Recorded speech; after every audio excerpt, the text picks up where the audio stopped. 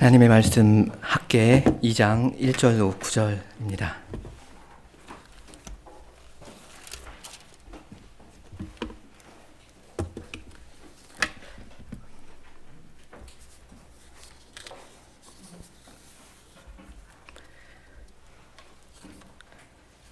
학개 2장 1절부터 9절까지 강독합니다.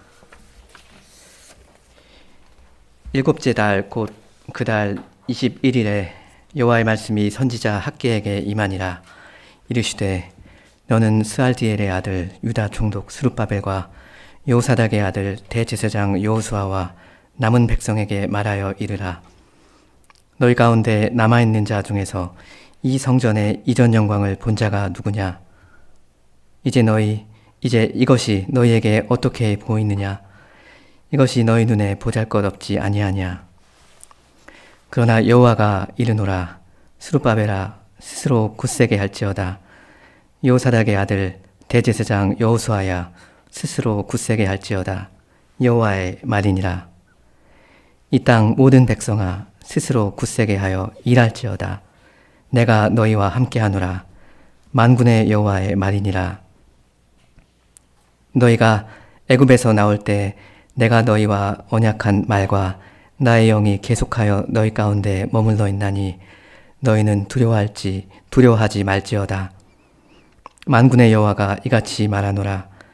조금 있으면 내가 하늘과 땅과 바다와 육지를 진동시킬 것이요 또한 모든 나라를 진동시킬 것이며 모든 나라의 보배가 이르리니 내가 이 성전의 영광이 충만하게 하리라. 만군의 여호와의 말이니라. 은도 내 것이요 금도 내 것이니라. 만군의 여호와의 말이니라. 이 성전의 나중 영광이 이전 영광보다 크리라. 만군의 여호와의 말이니라. 내가 이곳에 평강을 주리라. 만군의 여호와의 말이니라. 아멘.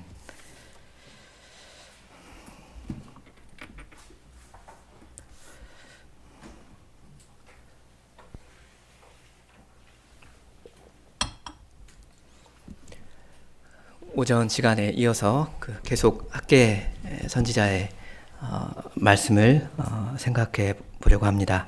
먼저 1절을 읽겠습니다. 일곱째 달 곧 그 달 21일에 여호와의 말씀이 선지자 학개에게 임하니라. 이르시되. 오늘 이야기는 7월 21일 이야기인데요. 바로 앞절 1장 15절을 보시면 하나님의 성전 재건을 시작한 건 6월 24일이었습니다. 그러니까 한 달 정도가 지난 겁니다. 2절 보겠습니다.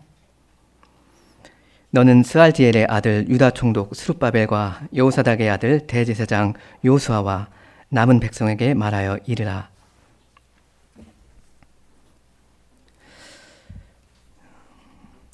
여호와 하나님께서 학개 선지자에게 말씀하시면서 세 부류의 사람들한테 말씀을 전달하라 하십니다. 1번은 유다의 총독 스룹바벨이고 2번은 대제사장 여호수아고 그리고 3번은 남은 백성입니다. 이 두 지도자 그리고 남은 백성은 오전에 아까 살펴본 그 1장에서 출연한 바로 그 사람들이죠. 1장 12절을 보면 1장 12절 보면 그 하나님 여호와의 목소리와 선지자 학개의 말을 청종한 사람들입니다. 그리고 다 여호와를 경외한 바로 그 사람들입니다. 그리고 여호와께 마음의 흥분을 받아서 격동을 받아서 성전 역사를 지금 한 달째 부지런히 해오고 있는 사람들입니다. 여기 2절에 남은 백성이라고 했는데 이 남은 자라는 게 아주 좋은 말이라고, 한마디로 하나님의 친백성이라는 뜻이라고 아까 말씀드렸습니다. 그러니까 우리 같은 친자들입니다. 하나님께서 이 자기 백성한테 오늘 주시고자 하는 메시지가 이제 3절부터 9절까지 쭉 나오는데 3절을 먼저 읽습니다.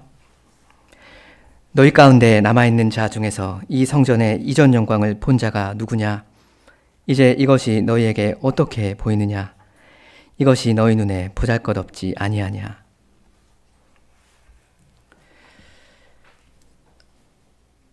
세 가지 질문을 던지시죠. 이 세 가지 질문이 전부 다 하나님의 성전, 이 성전에 대한 질문입니다. 아마 학계 선지자 그리고 이스라엘 백성은 지금 이 성전 구역에 서 있는 것 같습니다. 그걸 어떻게 짐작할 수 있는가 하면 1절에 나오는 그 날짜 때문입니다. 7월 21일입니다. 무슨 날이죠? 7월 21일. 그 일주일 동안 지키는 그 초막절의 말미에 해당하는 그 날입니다. 장막절이라고도 하죠. 1년 중 성전에 이스라엘 백성이 가장 많이 모였을 때 바로 거기에서 하나님께서 지금 말씀을 내리시는 겁니다. 그 초막절이라는 건 올해 백성이 거두어들인 그 풍성한 수확물에 대해서 하나님께 감사드리는 아주 기쁜 절기인데, 오늘 초막절은 이 점에서 좀 우울한 날일 것 같습니다. 왜냐하면 아까 1장에서 우리가 본 대로 아주 심한 가뭄이 한동안 있었기 때문입니다. 추수가 풍성하지 못했습니다. 그리고 여기 3절을 보아도 알 수 있겠지만 이번 초막절은 다른 이유 때문에서도 분위기가 어둡습니다. 그건 성전 때문입니다. 이 성전 공사 현장과 주변을 보면 볼수록 이 백성한테는 희망이 보이기는커녕 가슴이 타들어갑니다. 한 66년 전에 바벨론 군사들이 이 예루살렘 그 성전을 불살라버렸죠. 근데 이때 성전이 흔적조차 남지 않도록 아예 다 증발해버린 건 아니었습니다. 불같은 불에 타는 것들, 그런 건 다 타버렸고, 돌, 이런 자재들은 어느 정도 남아 있었습니다. 그러니까 아무것도 없는 제로 베이스에서 이 재건을 시작한 건 당연히 아니었습니다. 하지만 불에 그을린 돌무더기 천지를 보자 하니 이 백성은 오히려 씁쓸한 기분이 듭니다. 왜냐하면 이 돌무더기들이 의미하는 바가 있기 때문입니다. 3절, 여기 3절의 첫째 질문은 솔로몬 성전을 이야기하고 있는데, 이 질문을 오늘 꺼내시는 특별한 이유가 있습니다. 그게 뭐냐면 성전 건축의 기념일이라고 할 만한 게 바로 오늘 초막절이라는 사실입니다. 원래 그 솔로몬 성전의 낙성식은 그 바로 이 초막절 7일 기간 동안 치러졌습니다. 역대하 7장을 보면 과거에 그때 낙성식을 다 마치고 나서 백성이 얼마나 기뻐하면서 마음에 즐거워했는지 그걸 알 수 있거든요. 근데 지금 학계 시대 백성은 기뻐해야 하는 이 절기에 기뻐하지 못하고 있습니다. 한 해 추수가 풍성하지 못하다는 거, 이것도 걱정거리고, 성전이 폐허가 되어버렸다는 거, 이것도 걱정거리입니다. 자기들이 지금 이 성전을 재건하고 있다는 사실이 있음에도 불구하고 기뻐하고 있지 못합니다. 잊고 싶지만, 잊어버리고 싶지만 잊지 못하는, 잊을 수 없는 기억이 남아있다는 게 또 하나의 기뻐하지 못하는 이유입니다. 지금이 그 주전 520년 정도인데 예루살렘 성전이 파괴된 게 주전 586년이었죠. 그러니까 이게 66년 전 이야기니까요. 나이가 70년, 70세 조금 넘은 노인들 중에서는 어렸을 때, 자기가 어렸을 때 그 찬란했던 솔로몬 성전, 그걸 자기 눈으로 직접 본 사람들이 있었습니다. 이 노인들이 그 과거 솔로몬 성전이 얼마나 멋있었는가, 그걸 회상하면서 이런저런 말을 했을 겁니다. 그 에스라 3장을 보면 그 16년쯤 전에, 그러니까 성전 그 재건이 멈추기 직전에 성전의 그 기초가 처음 놓였을 때 그 기록이 있지 않습니까? 그때 기록이 뭐라고 합니까? 제사장들과 레위 사람들과 족장들 중에 여러 노인은 첫 성전을 보았던 거로 이제 이 성전 지대 노임을 보고 대성통곡하며 울었다는 거죠. 그렇게 하면서 다른 여러 사람은 기뻐하여 즐거이 부르니 백성의 크게 외치는 소리가 멀리 들리므로 즐거이 부르는 소리와 통곡하는 소리를 백성들이 분별하지 못하였다 하였습니다. 16년 전에 성전의 그 기초가 놓였을 때에는 그래도 상당히 많은 백성이 기뻐하고 찬송을 불렀는데 오늘 이 본문을 보면 이 찬송 소리, 이 기쁨 많이 꺾였습니다. 상황이 암울해 보일 때일수록 사람들은 과거의 그리움에 젖어 보이기가 쉬운데요. 일부 노인들이 자기 자식들한테 얘들아 너희는 그 성전 본 적 없지? 그때는 정말 좋았단다 하면서 이 사람들의 이런 말을 하면서 사람들의 분위기를 다운시키고 있었던 것 같습니다. 그런데 찬란했었던 그 과거의 솔로몬 성전을 바라봐야만 그 성전을 봐야만 우울해지는 것은 아닙니다. 사실 앞날만 보아도 우울해지는 것은 마찬가지입니다. 사실 한 달 전만 해도 그렇지는 않았습니다. 그 1장 14절 보면 이 사람들 마음에 흥분해서 마음에 감동을 받아서 성전 재건 그 작업을 시작했지 않습니까? 근데 한 달 동안 그 작업을 하면서 그 흥분이 어느 만큼 가라앉아 버렸습니다. 왜 우리도 처음에는 어떤 새 일을 들뜬 마음으로 하다가 얼마 있다가는 여러 어려움을 만나고 해서 김이 빠지고 힘도 빠지고 그렇게 될 때가 있지 않습니까? 이 백성도 처음에는 포로 상태에서 해방되었다 하는 그 감격에 즐거이 예루살렘으로 돌아왔습니다. 그리고 이 성전을 지으려고 했습니다. 근데 큰 어려움을 겪게 되었고 그 감격은 가버렸습니다. 이번에도 성전 재건이라는 이 영광스러운 역사적인 사명에 거기에 내가 참여한다 하는 그 사실에 감동이 한때 밀려오다가 그러다가도 그 감동이 다시 한번 식어버렸습니다. 아무래도 실제로 그 일을 하면서 보니까 너무 막막한 것입니다.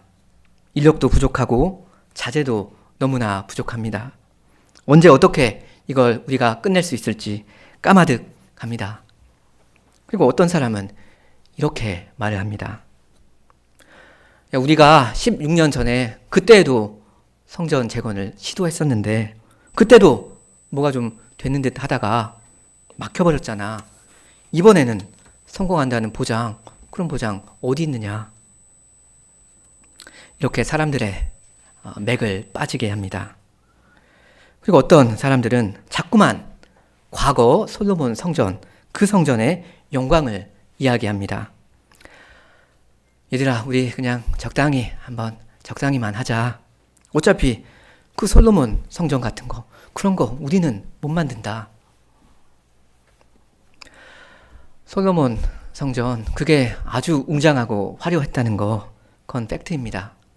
이스라엘 왕국이 가장 강대했을 때 지은 거지 않습니까?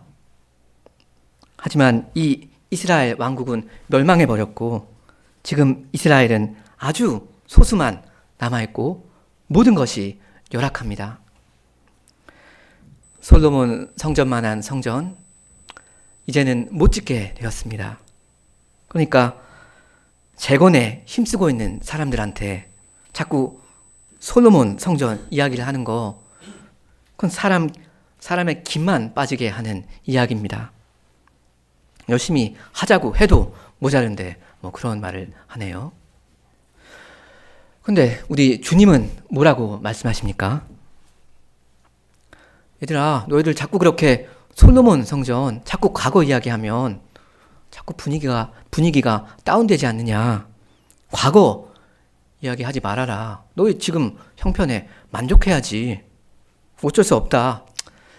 그냥 있는 것 가지고 할 수 있는 만큼, 너희가 할 수 있는 만큼 적당히 해보거라.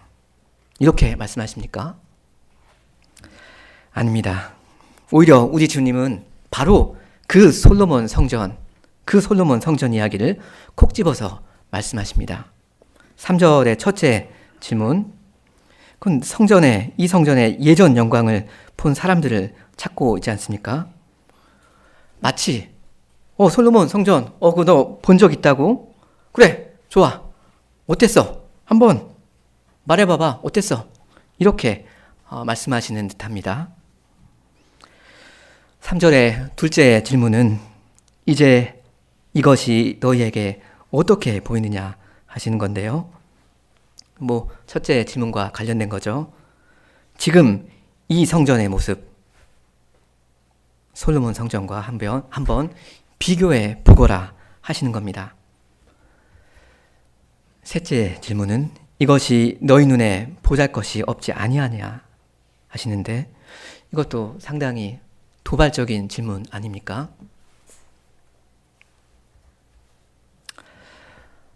과연 폐허가 되어버린 이 성전, 지금 너무나도 흉물스럽습니다. 과거 솔로몬의 그 성전, 그 모습과 비교하면 누가 보기에도 너무 보잘것 없다는 거, 이건 뭐 팩트입니다. 이걸 하나님이 부정하지는 않으십니다. 그렇다면 과거는 다 잊어버려야 하는 것입니까? 아닙니다. 하나님께서는 4절에서 과거의 이스라엘과 현재의 이스라엘 간에 있는 그 하나의 공통점을 말씀하십니다. 그 공통점은 바로 하나님 자신입니다. 4절 중요한데요. 중요한 말씀인데 우리 한 목소리로 4절 같이 읽어보면 좋겠습니다. 4절. 그러나 여호와가 이르노라 스룹바벨아 스스로 굳세게 할지어다. 여호사닥의 아들 대제사장 여호수아야 스스로 굳세게 할지어다. 여호와의 말이니라. 이 땅 모든 백성아 스스로 굳세게 하여 일할지어다. 내가 너희와 함께하노라. 만군의 여호와의 말이니라. 3절에서는 너희 중에, 그리고 너희에게, 그리고 너희 눈에 이렇게 말씀하시면서 백성의 느낌을 이야기하셨죠. 3절은 과거를 생각하든지 미래를 바라보든지 한숨밖에 안 나오는 백성의 현재 모습이었습니다. 그런데 반면에 이 4절은 그러나 나 여호와가 이르노라 하십니다. 이 말씀으로 시작합니다. 스스로 굳세게 할지어다. 이 말은 마음을 강하게 해라, 힘을 내어라, 뭐 이런 뜻입니다. 물론 이건 스스로 자가 발전하여라, 이 말은 아닙니다. 자기 안에 있는 힘을 끌어모아서, 아니면 너희들이 잘 힘을 모아서 한번 최선을 다해보거라, 이런 말씀 아닙니다. 내 힘으로, 하나님의 힘으로 하라 하시면서 실제로 그 힘을 주시는 말씀입니다. 어떻게 그 힘을 주십니까? 말씀으로 그 힘을 주십니다. 사람의 힘은 내가 너희와 함께하노라 말씀하시는 하나님께 있습니다. 근데 이렇게 나 하나님이 너와 함께 하시니까 힘내거라, 마음을 강하게 하라 하는 이 말은 오늘 본문에서 주님이 처음 하시는 말씀은 아니죠.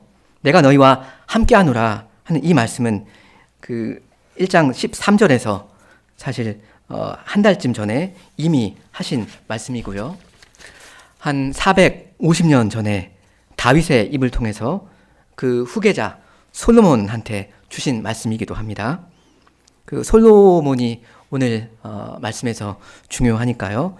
이 말씀을 좀 살피려고 하는데 먼저 5절을 제가 읽고 이야기해 보겠습니다. 5절.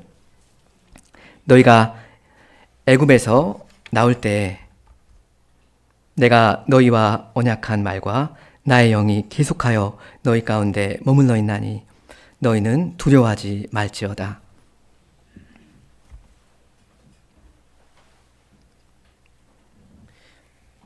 여기 5절 상반절에 너희가 애굽에서 나올 때 내가 너희에게 언약한 말, 그럼 무엇을 말하는 겁니까? 시내산에서 맺으신 그 모세 언약이죠. 출애굽기 그 19장에서 여호와께서 이렇게 말씀하셨습니다.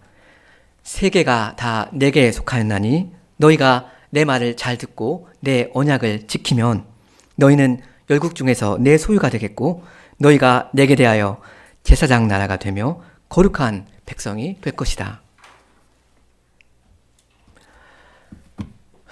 이스라엘 백성은 하나님의 말씀을 잘 안 듣고 언약을 잘 못 지켰는데 이 언약은 오히려 여전히 살아있습니다.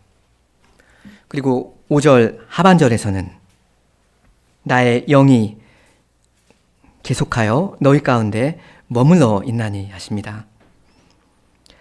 하나님께서 자기 백성과 함께 하시되 성신을 그들 가운데 서 있게 하셔서 힘과 지혜를 주십니다.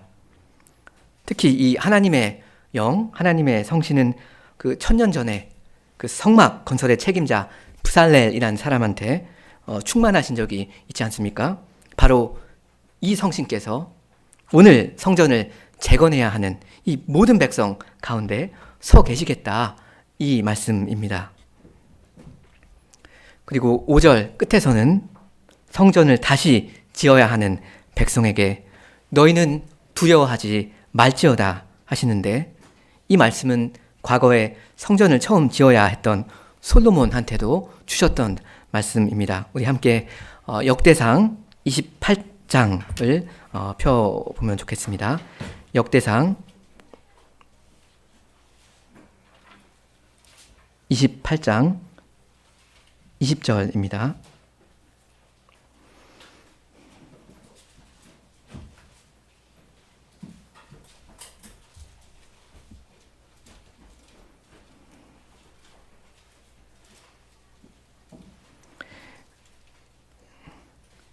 성신께서 그 다윗 왕한테 가르치신 그 모든 식양, 그러니까 설계도를 다윗이 자기 솔로몬 아들 솔로몬한테 넘기면서 지금 하나님의 권위로 하는 말씀입니다. 28장 20절.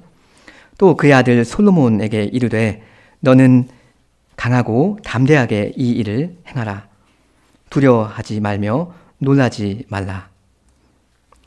여기 강하고 담대하라는 말에서 그 강하라 하는 말씀은 오늘 학계 본문에서 스스로 굳세게 할지어다 하는 말로 3번 번역된 그 말과 완전히 똑같은 말입니다. 그리고 이 일을 행하라 명령하시죠. 이 말도 오늘 학계 본문에서 일할지어다, 일해라 하는 그 말씀입니다.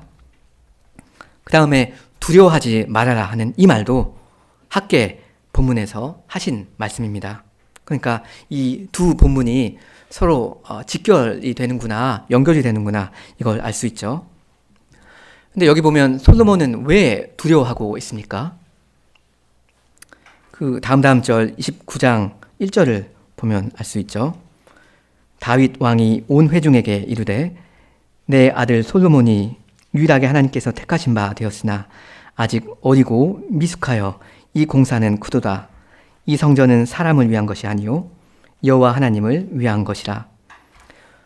그러니까 성전을 짓는 그 큰 일을 하기에는 자기가 너무 연약하기 때문에 두려워하고 있는 거죠. 아까 그 28장 그 20절 하반절을 마저 읽겠습니다. 내가 여호와의 성전 공사의 모든 일을 마치기까지 여호와 하나님 나의 하나님이 너와 함께 계시다. 내게서 떠나지 아니하시고 너를 버리지 아니하시리라. 여기 여호와 하나님 나의 하나님이 너와 함께하사 하는 이 말은 오늘 학계 본문에서도 비슷하게 하신 약속이죠. 나와 함께하신 나의 하나님, 그분이 너와도 함께하신다 이겁니다.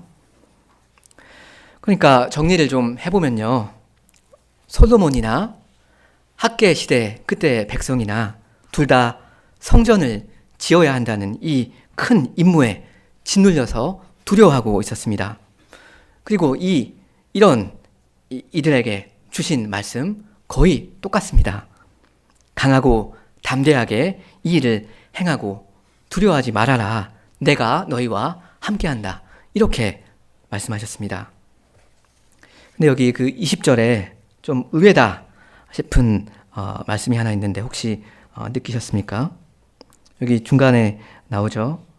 내가 여호와의 성전 공사의 모든 일을 마치기까지 라는 단서가, 마칠 때까지라는 단서가 달려 있습니다. 왠지 좀 불길한 느낌을 주지 않습니까? 아무튼 이 젊은 솔로몬이 결국에는 성전 건축이라는 그 큰 사명을 성공적으로 마쳤다는 거 여러분 잘 알고 계십니다. 그런데 그가 하나님의 집은 7년 동안 건축한 반면에 자기의 집, 자기 궁전은 13년 동안, 그리고 훨씬 더 크게 건축하지 않았습니까? 이건 학계 1장이 좀 생각나지 않습니까?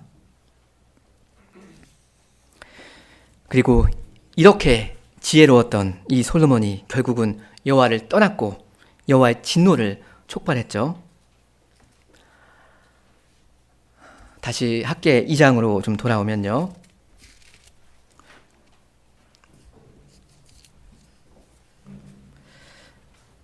결국 우리 본문 2장 4, 5절에서 주님께서 하신 말씀은 이런 겁니다.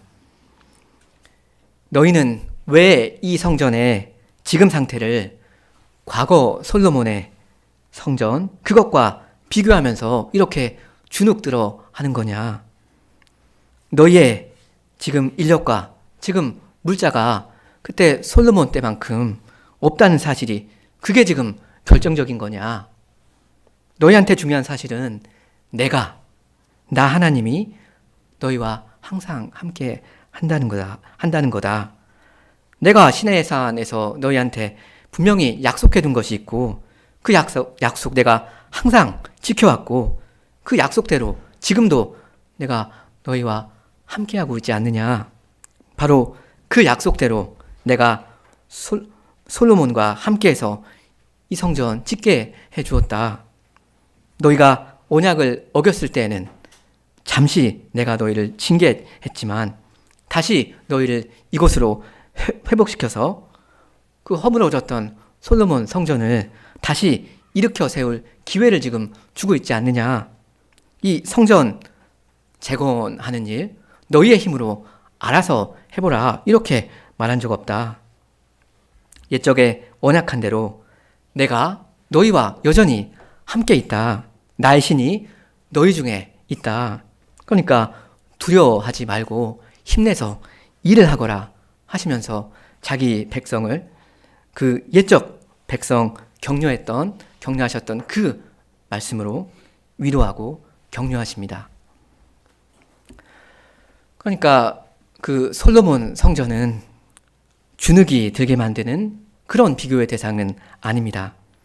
비교의 대상인 것은 맞지만 오히려 더 밝은 미래를 기대하게 만드는 소망의 근거입니다. 왜 그렇습니까? 옛 언약을 따라서 솔로몬과 함께 하셨던 바로 그 하나님께서 여전히 오늘도 이스라엘의 이 남은 자, 이 소수의 남은 자와 함께 하시기 때문입니다. 자, 이렇게 주님께서 4, 5절에서는 과거 역사를 근거로 하나님이 지금 함께 하신다는 점을 강조하신다면 6절부터서는 본격적으로 미래를, 가까운 미래와 먼 미래를 내다보시면서 백성의 현실적인 문제를 풀어주십니다. 6절부터 몇 구절 보겠습니다. 만군의 여호와가 이같이 말하노라. 조금 있으면 내가 하늘과 땅과 바다와 육지를 진동시킬 것이요 또한 모든 나라를 진동시킬 것이며 모든 나라의 보배가 이르리니 내가 이 성전의 영광이 충만하게 하리라. 만군의 여호와의 말이니라. 은도 내 것이요 금도 내 것이니라. 만군의 여호와의 말이니라. 아까 5절은 너희는 두려워하지 말아라 하는 말씀으로 끝났죠. 이제 6절부터는 왜 두려워하면 안 되는지, 왜 두려워할 필요가 없는지를 말씀해 주십니다. 그러니까 6절 이하를 보면 이 백성이 지금 실제로 뭘 두려워하고 있는지를 우리가 알 수 있겠죠. 6절 하반절 그리고 7절을 보면 만군의 여호와께서 온 세상을 진동시킬 것이다, 뒤흔들어 놓겠다 하십니다. 다른 성경 구절들을 찾아보면 이 진동시킨다 하는 말은 하나님께서 나타나셔서 어떤 크고 특별한 일을 하시겠다, 이런 말입니다.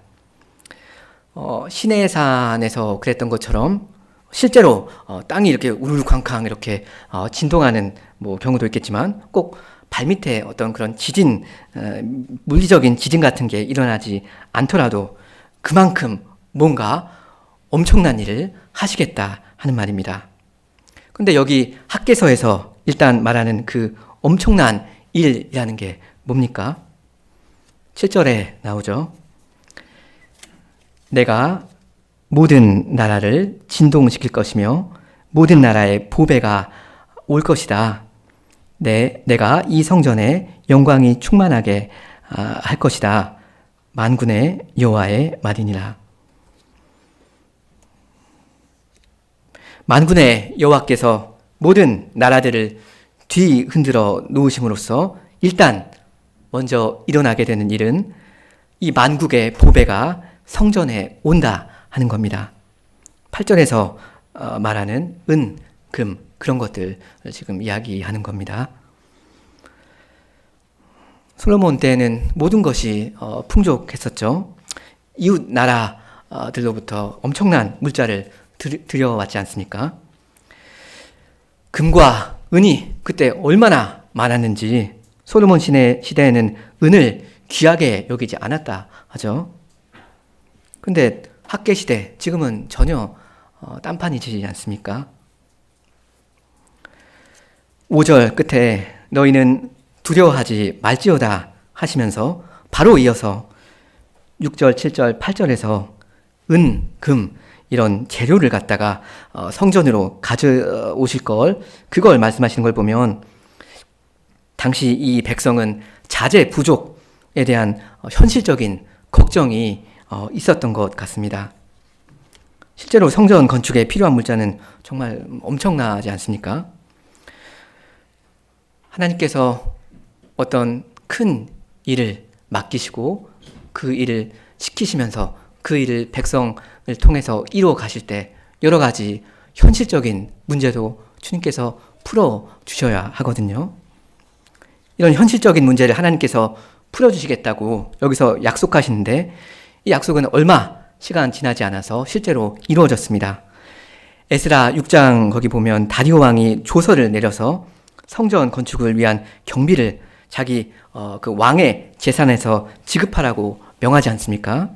이렇게 하나님께서는 이 다리오 왕을 뒤흔드셔서 그 성전 재건에 필요한 그 물자를 상당히 공급해 주셨습니다. 그리고 여기 학개서 2장 7절 중간에 내가 영광으로 이 성전에 충만하게 할 것이다 하시는데 여기서 영광이라는 말은 이중 의미를 가지고 있습니다. 먼저 히브리어로는 이 영광이라는 말이 가끔씩은 부와 재물 이런 뜻으로도 쓰이거든요. 보배 그런 단어랑 같은 말입니다. 그러니까 모든 나라의 보배가 이르리니 내가 영광으로 이 성전에 충만케 하리라 하는 이 말씀은 이 첫째로는 이 성전을 내가 그게 은이든 금이든 값비싼 이런 좋은 물자들로 꽉 채워주겠다. 아주 화려하고 장엄하게 이 성전 장식해 주겠다 하는 이런 말씀입니다. 네, 성전이 겉모습만 화려하고 멋있고 뭐 영광스럽다고 해서 그게 전부인 건 당연히 아니지 않습니까? 성전은 원래 누구의 집입니까? 성전은 하나님의 집이지 않습니까? 하나님이 거하셔야지. 그래야 진짜 성전입니다. 그 모세 시대의 성막 그리고 솔로몬 시대의 성전에는 여호와께서 누구나 자기 두 눈으로 볼 수 있도록 실제로 영광 구름으로 거기 임재하셨잖아요. 근데 백성이 우상을 숭배하고 배교해 버리니까 에스겔 그 10장 11장 이런 데 보면 성전이 그 무너지기 직전에 여호와의 영광이, 그러니까 그 영광 구름이 그 성전을 버리고 떠나가 버린다 말입니다. 그렇다면 지금 학계 시대의 백성이 물자 조달이라는 이 현실적인 문제 말고도 무엇을 또 두려워하고 있는지 이건 분명하죠. 우리가 혹시는 성전을 어떻게든 지어 놓는다 하더라도 여호와께서 과연 이 집으로 돌아와 주실 것인가? 아니면 그냥 텅 빈 집이 되어버릴 것인가? 그냥 우리는 종교적인 집단에 머무를 것인가? 이런 두려움이 있는 겁니다. 근데 우리 주님께서는 7절 말씀으로 그 두려움을 잠재워 주십니다. 내가 영광으로 이전에 충만케 하리라. 끝으로 9절을 보겠습니다. 9절 우리 한 목소리로 함께 읽으면 좋겠습니다. 9절 이 성전의 나중 영광이 이전 영광보다 크리라. 만군의 여호와의 말이니라. 내가 이곳에 평강을 주리라. 만군의 여호와의 말이니라. 뭐 체력적으로나 또 심리적으로나 뭐 영적으로나 아주 축 처져 있고 앞날에 대한 걱정이 이렇게 가득한 자기 백성을 주님께서는 이 4절부터 쭉 이렇게 위로하시고 격려하십니다. 그 메시지의 절정이 여기 이 9절이라고 할 수 있습니다.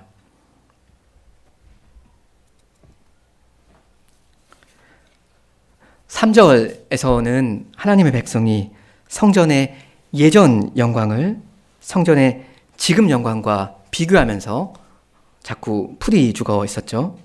그 과거 솔로몬 그 성전은 그렇게 영광스러웠는데 지금 우리한테 있는 이거는 뭐냐? 그렇게 이야기했습니다. 그런데 주님께서는 이 성전의 예전 영광을 이 성전의 지금 영광과 대조하지 않으십니다. 그게 아니라 이 성전의 나중 영광과 대조하십니다. 나 만군의 여호와가 영광으로 이 성전을 가득 채울 것이고, 그래서 이 성전의 그 나중 영광이 오히려 더 클 거다. 기대해도 좋다. 너희들 내가 틀림없이 이루어줄 거다. 믿어도 좋다. 그러니까 힘내서 열심히 일해라 하십니다. 네, 여러분 여기 이 9절에서 여호와께서 그렇게도 힘주어 하신 말씀, 만군의 여호와의 말이다. 이걸 몇 번이나 반복하시는지, 그렇게 힘주어 하신 이 말씀, 성전의 나중 영광이 예전 영광보다 클 것이다 하는 이 약속 어떻게 이루어졌습니까? 영광이라는 그 단어가 히브리어로는 보배라는 뜻이 된다고 아까 그랬죠. 아까 우리가 살펴본 대로 실제로 그 다리오 왕의 조서 덕분에 많은 물자가 이 성전 재건에 실제로 잘 활용되었습니다. 그렇지만 정말로 이 학계 시대의 백성들이 지은 이 스룹바벨 성전이 그 솔로몬 성전보다 외적으로 더 화려했습니까? 아마도 그렇지 않았을 겁니다. 제가 알기로는 이 스룹바벨 성전이 솔로몬 성전보다 외관상 더 업그레이드 되었다, 이렇게 말하는 구절은 없거든요. 실제로 모든 나라의 보배가 이 성전에 전부 다 온 그것도 아니었지 않습니까? 게다가 이 스룹바벨 성전에는 언약궤도 없었습니다. 그럼 영광 구름, 그 셰키나 구름은 어떻습니까? 영광 구름이 이 스룹바벨 성전으로 돌아왔다, 그런 구절도 없습니다. 그리고 9절 하반절에는 내가 이곳에 평강을 주겠다 하시는 말씀이 있는데, 이건 우리가 어떻게 이해하면 좋습니까? 물론 주님께서 한동안 이곳에 평강을 주셔서 이 성전이 잘 재건되도록 복을 주셨습니다. 하지만 주전 2세기에 있었던 마카비 혁명 그런 걸 보거나 주후 70년에 이 성전이 파괴된 그 일을 생각하거나 중세 시대 잔인했던 십자군 전쟁, 그리고 요즘까지도 어지러운 이 예루살렘 정세를 우리가 생각하면, 내가 이곳에 평강을 줄 것이다 하신 이 말씀이 어떻게 참인지 우리는 묻지 않을 수 없고 물어야만 합니다. 참고로 참 성전은 하나밖에 없습니다. 우리가 편의상 솔로몬 성전이다, 스룹바벨 성전이다, 이렇게 구분해서 말하기는 하는데, 결국 성전은 오직 하나입니다. 이건 9절에서도 명백합니다. 나중 성전의 영광이 예전 성전의 영광보다 크리라, 이렇게 말씀하지 않거든요. 그냥 한 성전의 나중 영광과 그 성전의 예전 영광을 비교할 뿐입니다. 스룹바벨 성전도 결국은 솔로몬 성전의 대대적인 보수 공사이지 아예 새롭게 뭘 지은 건 아니란 말입니다. 그러니까 원래 성전의 건축자는 솔로몬입니다. 근데 여러분, 혹시 이 솔로몬이란 이름 무슨 뜻인지 여러분 혹시 아십니까? 우리 함께 역대상 22장으로 잠깐 가보면 좋겠습니다.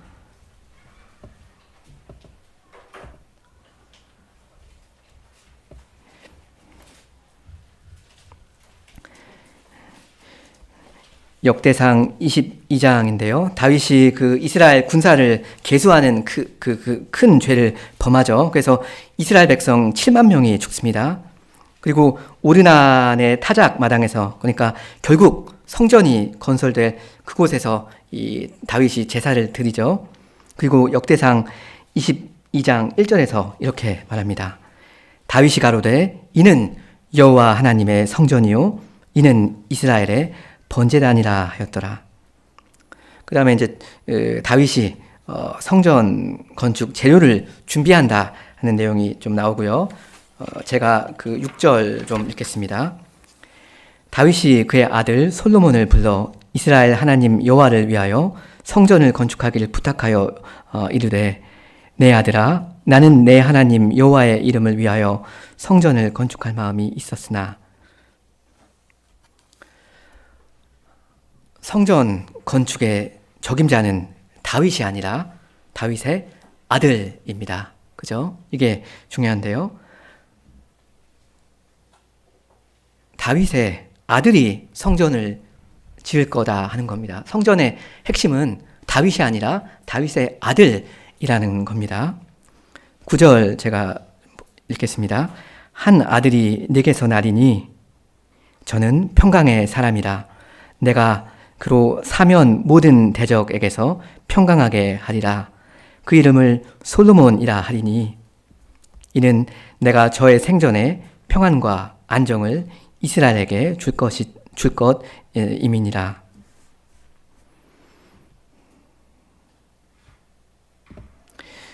그 솔로몬이라는 이 이름, 그 원래 발음은 그 셜로모 이렇게 되거든요.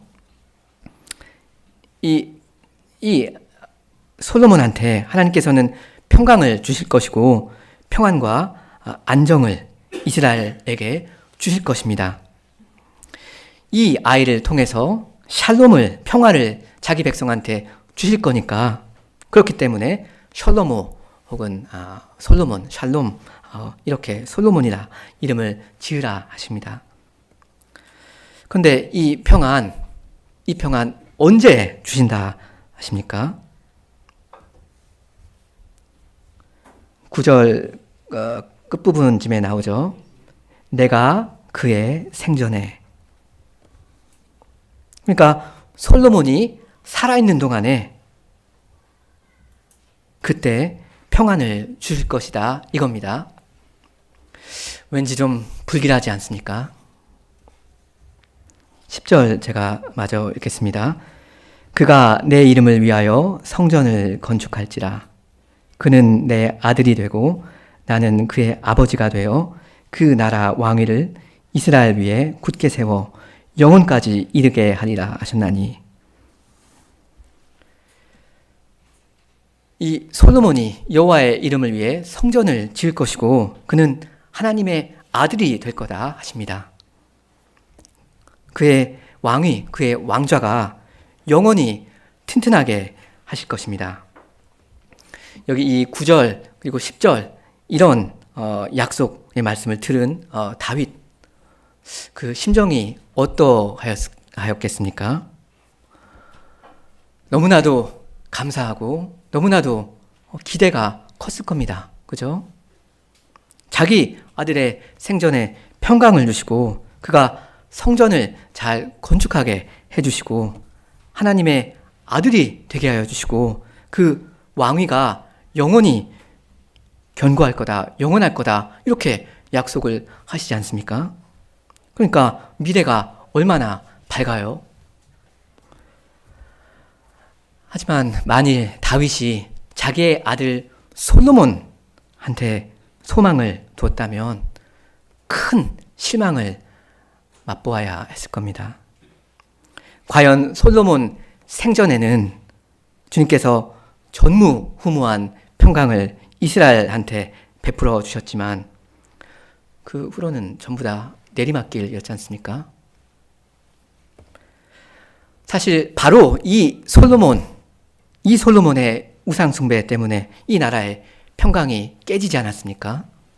솔로몬이 이 사람 죽자마자 이 사람 때문에 그 나라가 반토막 나지 않았습니까? 결국 이 성전은 불타버렸고 주후 70년 그때에는 돌 하나도 돌 위에 남지 않게 완전히 파괴되어 버렸습니다. 오늘날도 여전히 예루살렘에 성전은 없습니다. 솔로몬의 그 왕위 400년도 가지 못했고 회복되지 못했습니다. 그 스룹바벨이 지금 유다의 총독이라는 게 그게 증거이지 않습니까? 그렇다면 여기 학개 2장 9절 이 약속, 이 솔로몬 성전의 나중 영광이 예전 영광보다 클 것이다 하는 이 약속은, 이 말씀은 땅에 떨어진 것입니까? 그럴 리가 없습니다. 이 약속은 과연 참이고 과연 이루어졌고 과연 이루어지고 있고 과연 이루어질 것입니다. 왜냐하면 성전은 결국 하나밖에 없기 때문입니다. 구약의 성전은 참 성전이신 예수님의 그림자였습니다. 오직 예수님만, 그리스도만이 성전입니다. 하나님의 친아드님께서 다윗의 아들로 나셔서 우리 가운데 거하셨고 사람으로 하여금 그 영광을 보게 하셨습니다. 하나님의 그 모든 충만이 그 안에 거하셨습니다. 성전이시라 그 말이죠. 그리고 이 예수님은 신자들의 화평이 되셔서 우리가 하나님과 원수된 것, 그리고 우리가 서로 간에 원수된 것, 이것을 다 폐하여 버리십니다. 그러니까 여러분, 우리는 이 예루살렘 성전에 우리의 소망을 둘 필요가 없습니다. 그 성전을 지은 사람, 솔로몬, 혹은 어느 사람에게도, 어느 직분자에게도 소망을 둘 필요가 없습니다. 그래서는 안 됩니다. 하나님께서는 솔로몬의 소망을 두거라 이렇게 말씀하신 적이 없습니다. 이 솔로몬이 지을 성전이 가장 영광스러울 것이다 이렇게 말씀하신 적도 없습니다. 그러니 참 성전이신 이 예수님께 소망을 두는 자는 참 소망이 있습니다. 참 복이 있습니다. 앞날이 참으로 밝습니다.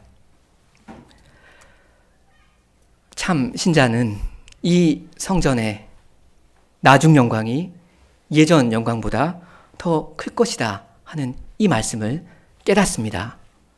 내가 너희와 함께 할 것이다 하는 이 약속을, 이 말씀을 그리스도 안에서 이해합니다. 그리고 나의 신이 너희 가운데 머물러 있다 하신 이 말씀을 자기의 매일의 생활 가운데 체험합니다. 그러므로 하나님의 이 약속을 믿는 사람은 어떠한 상황에서도 교회가 돌무더기처럼 되어버린 이런 막막한 상황에서도 결코 낙심하지 않고 하나님께서 시키신 그 일을 부지런히 해 나갑니다. 여러분, 이 하나님의 약속을 믿으십시오. 이 믿음으로 계속 함께 힘있게 전진하시기를 바랍니다. 기도하겠습니다.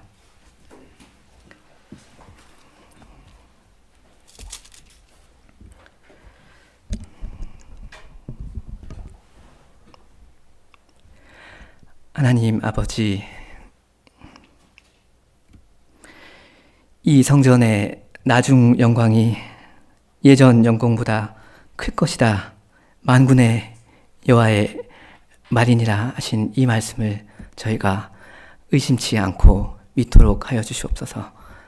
저희의 흔들리는 믿음을 붙들어 주시고 저희가 삼위 하나님의 그 복을 의지하게 하여 주시옵소서.